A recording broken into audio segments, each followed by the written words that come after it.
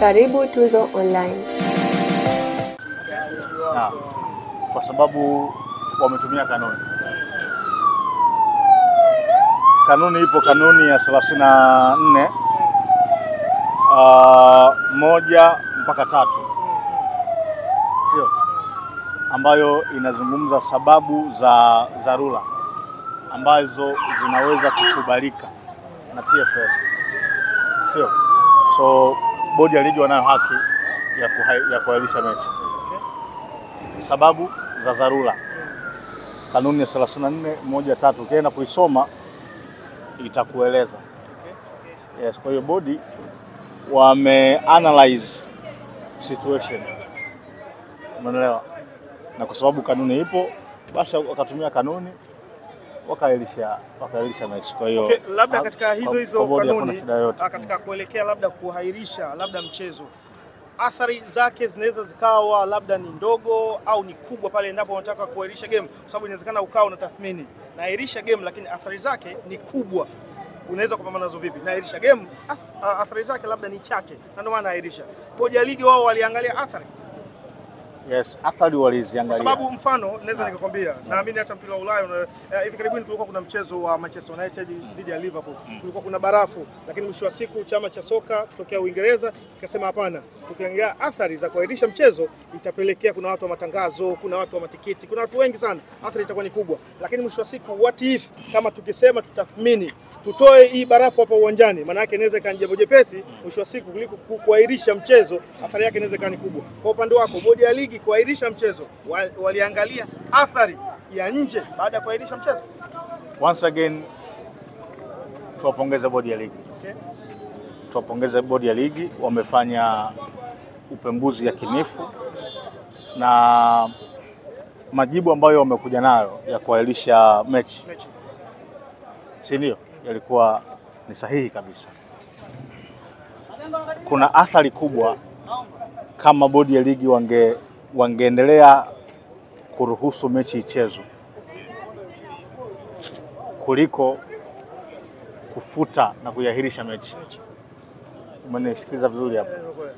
Athari za mechi kuendelea kuchezwa kwenye mazingira yale ingekuwa ni kubwa. Hasara ni kubwa. Kwa sababu unajua sasa hivi tunachozungumza ni hasara, kwamba baada ya mechi kuahirishwa kuna hasara kubwa na vitu kama hivyo.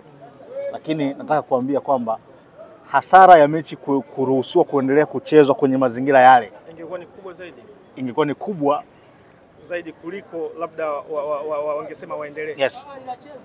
Kwa sababu tumeona kama chapisho la Azam kupitia haki zao za matangazo nao walicomplain, wakasema tunajaribu kuangalia kwa wanasheria wetu ili limekaa kwa upande vipi.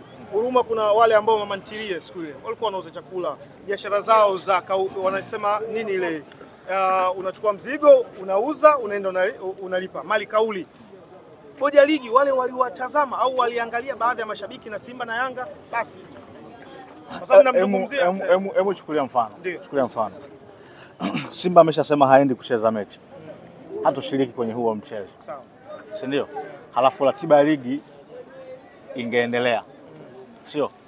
Maana yake ni kwamba Yanga wangekwenda kiwanjani, timu ya waamuzi ingekwenda pale, sio? Kikanuni timu ya waamuzi ingekagua timu ambayo imefika kiwanjani, si ndio? Baada ya ukaguzi angesubiri dakika 30 za kikanuni kumsubiri mpinzani kiwanjani. Baada hapo angepuliza filimbi, timu ambayo iko kiwanjani ingegawa pointi 3 na goli 3. Timu ambayo haijafika, sawa, inakata pointi ngapi? 15. Sasa tuchukulie hiyo timu mfano ni Simba. Imepoteza mechi kwa goli 3, imepoteza pointi 3, halafu wanakata pointi 15. Hivyo nafikiri Simba angeenda kucheza hii ligi. Kwa hiyo ni nataka kuniambia huruma ni kwamba kinachotumika ni uweledi wa mawasiliano. Kinachotumika ni uweledi wa kuweza kuangalia, kwa sababu ni Simba na Yanga ni giant katika nchi yetu. Ndio maana nikwambia kulikuwa na hasara kubwa kwenye mechi kuendelea kuchezwa, kulikuwa ni kuahirishwa. Okay. Wewe kama mchambuzi mbobezi na mshauri vile vile wa masuala ya mpira wa miguu, unahisi nini kifanyike mpira wetu uweze kusonga mbele kwa matukio kama haya, ifike muda yani kuwa kuna ukomo?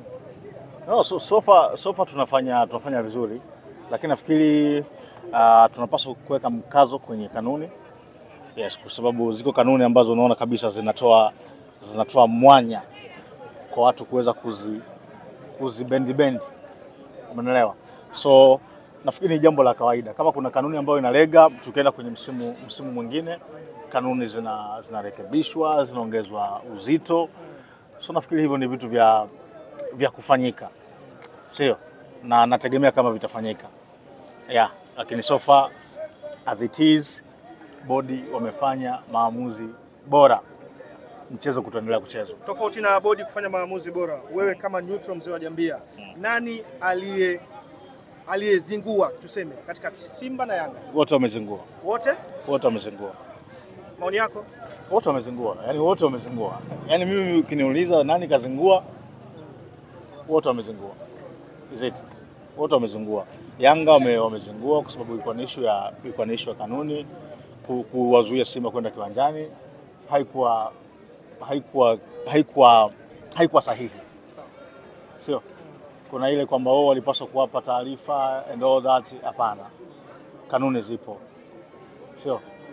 Yani hatuwezi kuwalaumu Simba kwa kutaka kutekeleza kanuni. Kutrain kwenye uwanja wa mechi siku moja kabla ya mechi ni jambo la kanuni. Kuna watu wengine unasikia wanasema yani kutrain tu dakika hiyo nusu saa, saa moja, Simba wamefanya mazoezi siku zote. Hawa ni watu ambao hawajui mpira, hawajui sayansi ya mpira.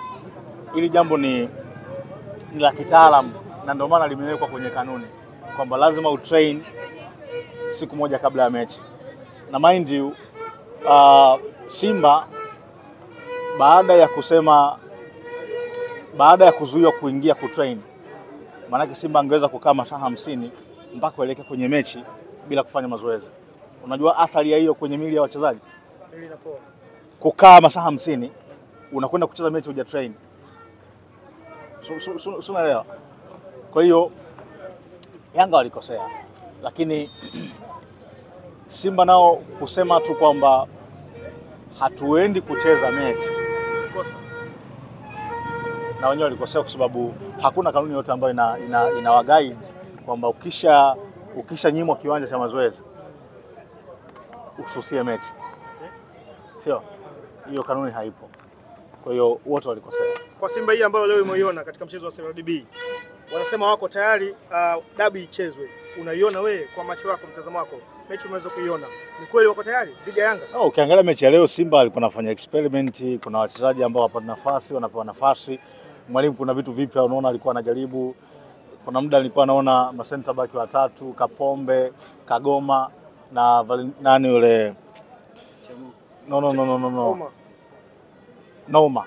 Valentin Nouma. Ma center back sasa hao ni watu ambao basically huwa tuwaoni kwenye sehemu ya ma center back wa Simba. Sio? Lakini mwalimu leo amejaribu. Kwa hiyo ni aina ya mechi ambayo unaruhusiwa kujaribu vitu. Ndio ambacho sasa nilikuwa nakiona